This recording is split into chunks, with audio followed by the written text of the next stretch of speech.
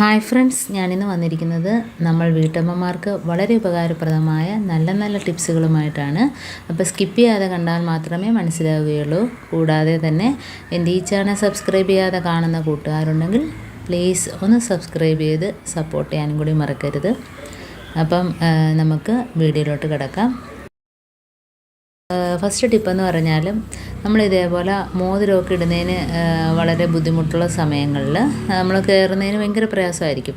അപ്പോൾ അങ്ങനെയുള്ള സമയങ്ങളിൽ നമുക്ക് കുറച്ച് പൗഡർ ഇതേപോലെ ഒന്ന് വിരലിലൊന്ന് തൂകിയിട്ട് ഒന്നിട്ട് നോക്കിയാൽ വളരെ ഈസി ആയിട്ട് തന്നെ നമുക്ക് ഇടാൻ പറ്റും. കണ്ടോ, ഇതേപോലെ തന്നെ നമുക്ക് കയ്യിലും വള ഇടണമെങ്കിൽ തന്നെയും ഇതേപോലെ നമുക്ക് പൗഡർ ഇട്ടിട്ട് കയറ്റുകയും ഇറക്കുകയും ചെയ്യുന്നതിന് വലിയ ബുദ്ധിമുട്ടൊന്നും കാണത്തില്ല. അതേപോലെ തന്നെ വളരെ ഈസി ആയിട്ട് തന്നെ ഉണ്ടോ ഇടുകയും ഊരിയെടുക്കുകയും ചെയ്യാം. അപ്പോൾ കുറച്ച് ടൈറ്റായിട്ടുള്ള മോതിരമൊക്കെ ഇടുമ്പോഴത്തേന് ഇതേപോലെ ഇച്ചിരി പൗഡർ ഇട്ടിട്ട് ഇട്ട് നോക്കുക. അപ്പോൾ നമുക്ക് ഇതേപോലെ ബുദ്ധിമുട്ടില്ലാത്ത രീതിയിൽ ഊരുകയും എടുക്കുകയും ചെയ്യാം. കയ്യിലും അതേപോലെ വളയാണെങ്കിലും അതേപോലെ ചെയ്യാവുന്നതാണ്. ഇനിയിപ്പോൾ അടുത്ത ടിപ്പെന്ന് പറഞ്ഞാൽ നമ്മൾ ചട്ടിയൊക്കെ കമത്തി വെക്കും. അപ്പോൾ ഉപയോഗിക്കാത്ത ചട്ടികളൊക്കെ ഇതേപോലെ കമത്തി വെക്കുമ്പോൾ അതിനടിയിൽ പാറ്റയൊക്കെ ഇങ്ങനെ മുട്ടയിട്ട് പാറ്റ കൂട്ടം കൂടി അതിനകത്ത് ഇരിക്കും. അപ്പോൾ അങ്ങനെ ഇല്ലാതിരിക്കണമെങ്കിൽ ഒരു പേപ്പറിനകത്ത് കുറച്ച് പൗഡർ തൂകുക, എന്നിട്ട് ഇതേപോലെ ചട്ടി കമത്തി വയ്ക്കുക. അപ്പം അതേപോലെ 2-3 ചട്ടി ഉണ്ടെങ്കിൽ അതിൻ്റെ മുകളിലും ഇതേപോലെ പേപ്പർ ഇട്ടിട്ട് പൗഡർ തൂകിയിട്ട് അതിൻ്റെ പുറത്ത് ചട്ടി കമത്തി വെച്ചാൽ മതി. അപ്പോൾ നല്ല ടൈറ്റായിട്ട് ഇരിക്കുകയും ചെയ്യും. അതുമാത്രമല്ല പാറ്റയുടെയോ ഉറുമ്പിൻ്റെയോ ശല്യമൊന്നും ഉണ്ടാകത്തില്ല.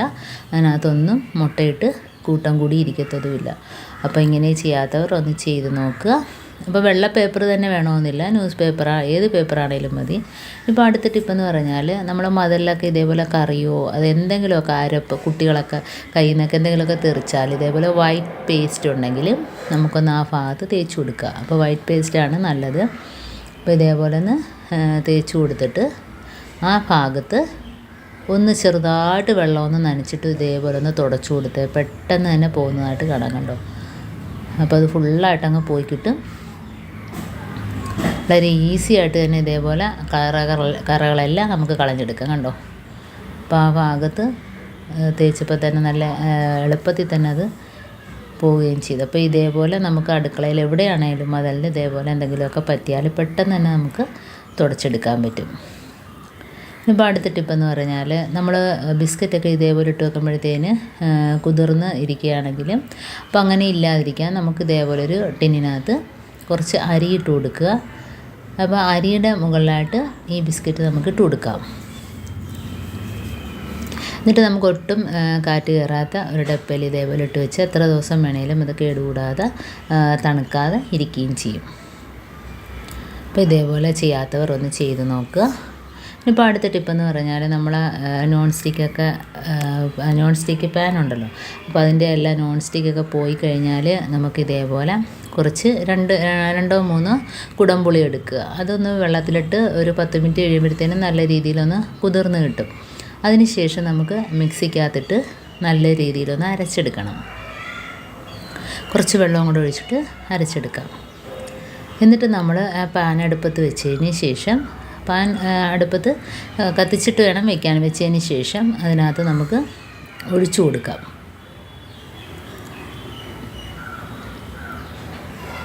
മിക്സിയിൽ അത് അതിനകത്തോട്ട് ഒഴിച്ചു കൊടുക്കുക. അപ്പോൾ ഒഴിച്ചതിന് ശേഷം അതൊന്ന് തിളയ്ക്കണം. നല്ല രീതിയിൽ എല്ലായിടത്തും ആകത്തക്ക രീതിയിൽ ആക്കി കൊടുക്കുക. അതിന് ശേഷം നല്ലോണം ഒന്നൊരു 10 മിനിറ്റ് ഒന്ന് തിളപ്പിക്കുക.